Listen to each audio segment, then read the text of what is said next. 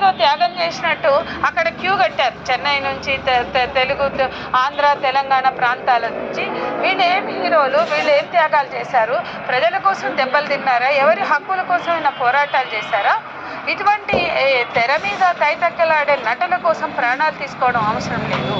మేము చెప్పదలుచుకుంది ఒకటే, ఈవేళ ఇండస్ట్రీలో ఉన్న ఎంత పెద్ద హీరోలైనా అభిమానం ఉండొచ్చు, కానీ ప్రాణాలు పోగొట్టుకునేంత అభిమానంగా తొక్కిసలాటలో కనీసం కట్టుదిట్టు చర్యలు లేని చోట పోయి ప్రాణాలు తీసుకునే విధంగా ఉండొద్దు.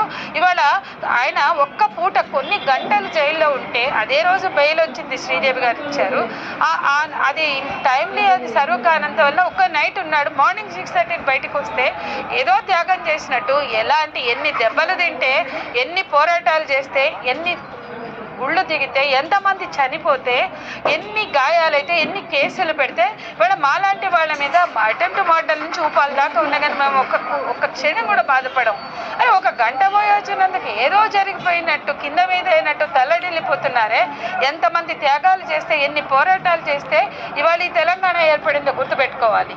కాబట్టి ఇటువంటి వాళ్ళ కోసం ఇవాళ ఆ పిల్లోడి గురించి చెప్పే పరిస్థితి. కొన్ని రోజులైంది మేడం, బాబు వెంటిలేటర్ మీద ఉన్నట్టున్నారు. అధికారికంగా ఎలాంటి హెల్త్ బులెటిన్ కిమ్స్ హాస్పిటల్ ఇప్పటి వరకు అధికారికంగా ఒక్క బులెటిన్ కూడా రిలీజ్ చేయని నేపథ్యంలోనే తెలుసుకుందామని వస్తే మాకు ఎదురైన పరిస్థితి ఇది.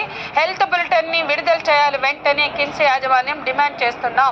అట్లాగే ఆ బాబు ఆరోగ్య పరిస్థితి తీవ్రంగా ఉంది, అనుమానాస్పదంగా ఉంది వీళ్ళ పరిస్థితి, వీళ్ళ ప్రవర్తన. ఆ బాబు కండిషన్ బాగలేదు అని మేము భావిస్తున్నాం. కనీసం మాలాంటి వాళ్ళు కూడా సమాధానం చెప్పడానికి సిద్ధంగా లేని సందర్భంలో వాళ్ళ ప్రభుత్వం కూడా జోక్యం చేసుకుని ఆ బాబుకు సంబంధించిన బాగోగుల గురించి తెలియజేయాలని కోరుతున్నాం. అట్లాగే ఆ కుటుంబానికి నష్టపరిహారం చెల్లించాలి, ఆ కుటుంబానికి న్యాయం చేయాలా. ఆ బిడ్డ కోరిక పుష్ప 2 అంటే పిల్లల కాడి నుంచి ఎగబడితే కాదు కదా.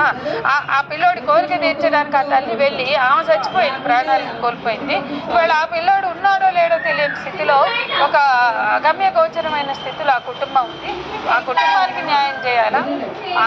అట్లాగే ప్రభుత్వం ఇట్లాంటి ఘటనలు పునరావృతం కాకుండా కట్టుదిట్టమైన చర్యలు, డైరెక్షన్స్ ఇవ్వాలా.